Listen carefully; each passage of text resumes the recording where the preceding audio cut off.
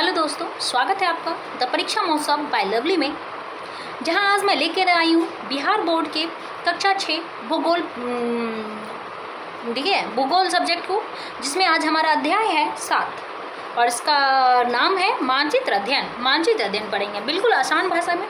चले आप सभी हमसे जुड़ जाइए और अच्छे से मन लगा कर पढ़िए। ठीक है। कक्षा में आते ही रमेश ने गुरुजी से पूछा, गुरुजी कल मैंने पिताजी के ऑफिस में एक कैलेंडर टंगा देखा जिस पर कोई चित्र नहीं था, बल्कि उस पर कई आड़ी तिरछी रेखाएं खींची हुई थी। उसमें कई रंग भी भरे हुए थे। भला ऐसा भी कैलेंडर होता है? गुरुजी ने हंसते हुए कहा, आप जिसे चित्र समझ रहे हैं वास्तव में वह मानचित्र है। आप सभी को समझाता हूँ। उन्हें 2 चित्र श्यामपट्ट पर बनाए। ठीक है, आप ये देख सकते हैं विद्यालय का पाठशाला का जो है ये चित्र है। ठीक है। अब आइए, अब जरा इन चित्रों को गौर से देखिए। आप पाएंगे कि चित्रों पर आमतौर पर चीज़ें वैसी बनती है जैसी वो दिखती है। ठीक है, परंतु मानचित्र में चीज़ें चिन्ह या संकेत के रूप में दिखाई जाती है। चित्र आमतौर पर ऐसे बनाए जाते हैं जैसे कोई उस जगह को उसके किनारे खड़े होकर देख रहा हो, लेकिन मानचित्र हमेशा ऐसा बनाया जाता है जैसे उस जगह को ऊपर या आसमान से देख रहे हो। ठीक है। चलिए, चित्र में मापक स्केल का उपयोग नहीं होता है, परंतु मानचित्र में मापक स्केल का उपयोग किया जाता है। चित्र और मानचित्र में यही आधारभूत अंतर है। ठीक है। आइए हम सब अब मिलकर गांव की नजरी नक्शे बनाते हैं। सभी बच्चे ने मिलकर जमीन पर गांव का नजरी नक्शा बनाया। जिस दिशा में जो चीज़ थी उसे वहाँ पर दर्शाया। अब ये देखिए, ये गांव का नजरी नक्शा है। ठीक है।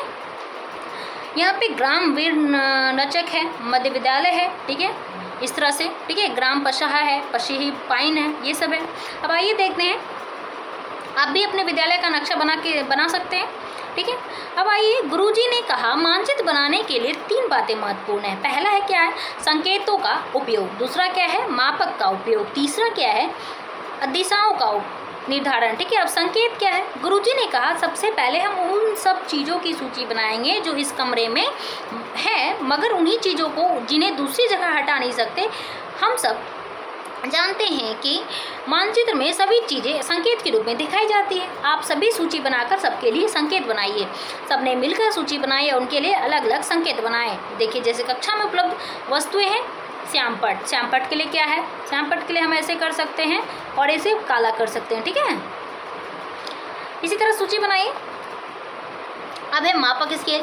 उन्होंने बच्चों को समझाया कि इतने बड़े कमरे का मानचित्र बनाने के लिए सबसे पहले हमें इस कमरे की माप लेनी पड़ेगी, तभी हम इसका छोटा मानचित्र बना सकते हैं। इसके लिए उन्होंने बच्चों की टोलियां बनाई तथा कमरे की लंबाई चौड़ाई मापने का निर्देश दिया। सभी बच्चों ने मीटर स्केल में से कमरे की माप ली। ठीक है। आप सभी अपने विद्यालयों के कमरों की माप टोलियों में बंटकर कीजिए। ठीक है। सभी बच्चों ने कमरे की लंबाई चौड़ाई मापी। कमरे की लंबाई 6 मीटर और चौड़ाई 3 मीटर थी। उन्होंने बच्चों से सवाल पूछा, अगर हम इतना लंबा नक्शा बनाएं तो हमें बड़ा कागज़ लेना पड़ेगा। जरा सोचिए, जिला, राज्य एवं देश का नक्शा बनाने के लिए कितनी बड़ी कागज़ की जरूरत पड़ती है। तभी बच्चे अचंभित हो गए। ठीक है। रोहन ने कहा, गुरुजी किताबों में देश के नक्शे तो बने होते हैं। गुरुजी ने बताया, बिल्कुल ठीक। जब हम ज़मीन पर की कम दूरी को मानचित्र में दिखाते हैं तो वो बड़ा स्केल में दिखाते हैं, परंतु जब ज़मीन की अधिक दूरी को दिखाना हो तो छोटे स्केल का सहारा लेते हैं। जैसे अगर हम भारत का मानचित्र बनाएंगे तो कागज़ पर दर्शाने के लिए छोटे स्केल का सहारा लेना पड़ेगा, नहीं तो हमारे कागज़ में यह मानचित्र नहीं समा सकता है। हम ज़मीन पर एक छोटी छोटी विशेषताओं को ये आसानी से दिखा या समझा सकते हैं। इसलिए अगर हम स्कूल का मानचित्र बनाएं तो बड़े मापक का सहारा लेना पड़ेगा। जैसे 1 सेंटीमीटर से इक्वल टू क्या होता है? 1 मीटर। परंतु अगर देश का मानचित्र बनाना हो तो यह 1 सेंटीमीटर इक्वल टू 100 किलोमीटर परखना पड़ेगा। गुरुजी ने बच्चों को आगे समझाया कि पहले आप लोगों ने दीवारों को मीटर स्केल से मापा और नक्शा बनाने के लिए 1 सेंटीमीटर को 1 मीटर स्केल के बराबर माना। अर्थात आपके नक्शे में अगर कोई दूरी 1 सेंटीमीटर है तो वास्तविक रूप में कमरे में वह 1 मीटर के बराबर है। ठीक है। 1 सेंटीमीटर इक्वल टू 1 मीटर होता है, पता है ना? ठीक है। अब देखिए मानचित्र या नक्शा पर दो स्थानों पर या बिंदु के बीच की दूरी तथा धरातल पर उनकी वास्तविक दूरी के अनुपात को मापक कहा जाता है। ठीक इसी प्रकार हर मानचित्र में एक मापक दिया होता है जिससे पता किया जा सकता है कि नक्शे में जो दूरी है वह वास्तव में कितनी दूरी के बराबर है। इस प्रकार हम मानचित्र को छोटा बड़ा कर सकते हैं। आइए हम सब इसे बनाकर देखें। सभी अपनी अपनी कॉपी पर स्केल की सहायता से मानचित्र बनाया। अब गुरुजी ने जो चीज़ें जहाँ थी उसे मानचित्र में बनाने के लिए कहा। सभी मिलकर मानचित्र में दरवाजे खिड़कियाँ सही जगह पर बनाए। गुरुजी ने सभी को इन्हें संकेत के रूप में बनाने को कहा। अब क्रियाकलाप देखेंगे। विद्यालय का आप लोग नक्शा बनाइए। अब दिशाएं जानेंगे। गुरुजी ने सभी बच्चों को अपना अपना नक्शा एक दूसरे से मिलाने को कहा। रमेश ने कहा, गुरुजी मेरा नक्शा तो सोहन के नक्शे से नहीं मिल रहा। गुरुजी ने बताया कि इसमें तो गड़बड़ी हो गई क्योंकि आपने इसमें दिशा दर्शाई ही नहीं।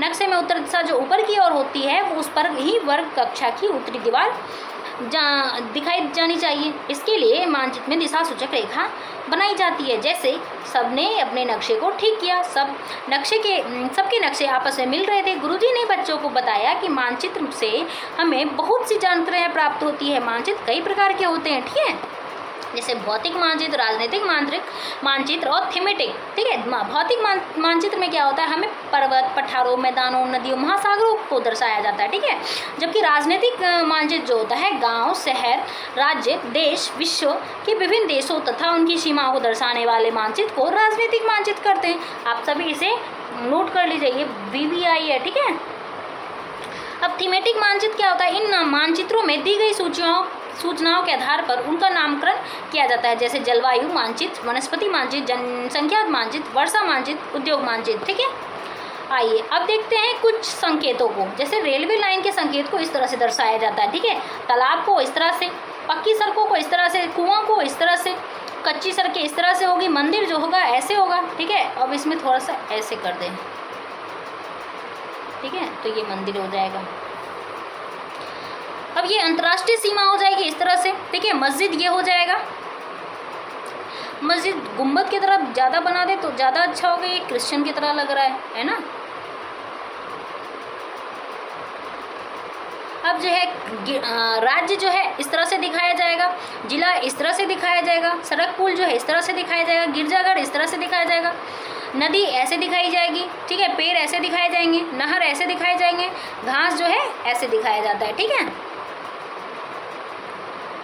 अब रंग एवं चिन्ह। गुरुजी ने बच्चों को बताया नक्शे में रंगों एवं चिन्हों की सहायता से हम वहाँ की जानकारी प्राप्त कर सकते हैं। इसके लिए एक रूपता रखी गई है। जैसे जलाशय को नीले रंग से, पर्वत को भूरा रंग, पठार को पीला रंग और मैदान को हरा रंग से दर्शाते हैं। ठीक है, आप इस बात का ध्यान रखिएगा। पर्वत भूरा, पठार पीला रंग, मैदान को हरे से दिखाते हैं। ठीक है, गुरुजी ने समझाया उक्त बातों का ध्यान रखकर हम किसी भी देश या एवं जो विश्व के मानचित्र का अध्ययन कर सकते हैं। ठीक है, अब आप लोग देख सकते हैं जैसे अनमोल जीवन दांव पर मत लगाइए, ये आपको ट्रैफिक नियम पर देखने को मिलेगा। जैसे कि हाथ ऐसे किया हुआ है, ठीक है, तो आपका उसका मतलब क्या है, रुकिए, है ना।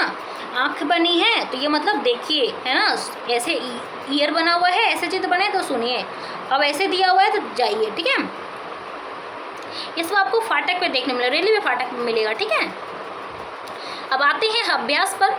सही विकल्प चुनना है। जमीन के बड़े भाग को कागज पर दिखाने के लिए प्रयोग करते हैं बड़े मापक का। ठीक है, बड़े भाग को कागज पर दिखाना है तो बड़े मापक, छोटे भाग में दिखाना है तो छोटे मापक का। जिस मानचित्र में पर्वत, पठार, मैदानी इत्यादि को दर्शाया जाता है उसे क्या कहते हैं, भौतिक मानचित्र कहते हैं। ठीक है, मानचित्र में मैदान को किस रंग से दिखाते हैं तो हरे रंग से। ठीक है, अगर मानचित्र में दक्षिण दिशा होती है, मानचित्र में दक्षिण दिशा किस तरफ होती है, नीचे की ओर। ठीक है, अब मानचित्र निर्माण में ध्यान रखा जाता है संकेतों का, दिशाओं का, मापक का उपयुक्त सभी हो जाएगा। मानचित्र में जलीय भाग को डैश रंग से दिखाया जाता है तो नीले रंग से। किस रंग से, नीले रंग से। ठीक है, मानचित्र में उत्तर दिशा हमेशा ऊपर की तरफ होता है। किस तरफ होता है, ऊपर की तरफ। जनसंख्या मानचित्र डैश मानचित्र का उदाहरण है। जनसंख्या मानचित्र जो है ये जो आपका हो जाएगा, कौन सी मानचित्र है, राजनीतिक मानचित्र है। ठीक है, अब है यहाँ पे हमारा अभ्यास समाप्त होता है। ये सब तीसरा प्रश्न आप अब खुद से करिए। ठीक है, इससे आपका नॉलेज बढ़ेगा। आशा है आपको यह वीडियो अच्छा लगा होगा। धन्यवाद।